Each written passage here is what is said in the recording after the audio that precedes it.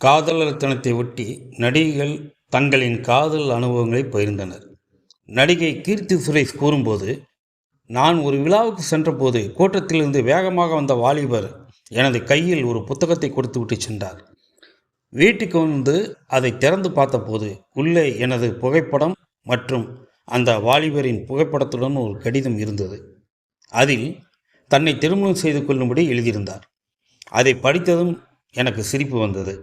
ஆனாலும் அது எனக்கு வந்த முதல் காதல் கடிதம் என்பதால் பத்திரமாக வைத்திருக்கிறேன்.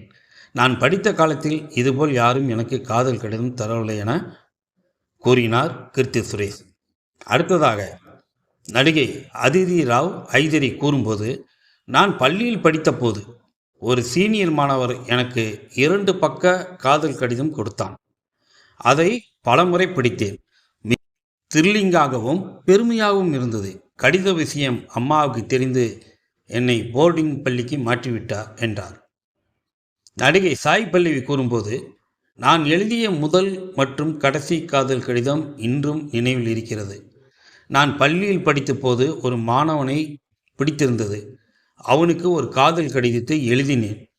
ஆனால் அந்த பையனுக்கு அதை கொடுக்கும் தைரியம் எனக்கு வரவில்லை. அதனால் அந்த கடிதத்தை என்னிடமே வைத்து கொண்டேன். ஒரு நாள் வீட்டில் அந்த கடிதத்தை கண்டுபிடித்து பார்த்துவிட்டு என்னை பயங்கரமாக திட்டினார்கள், அடித்தார்கள். அந்த வயதில் அது போன்ற ஒரு கடிதம் எழுத என்னால் எப்படி முடிந்தது என்பது எனக்கு இன்று வரை புரியவில்லை.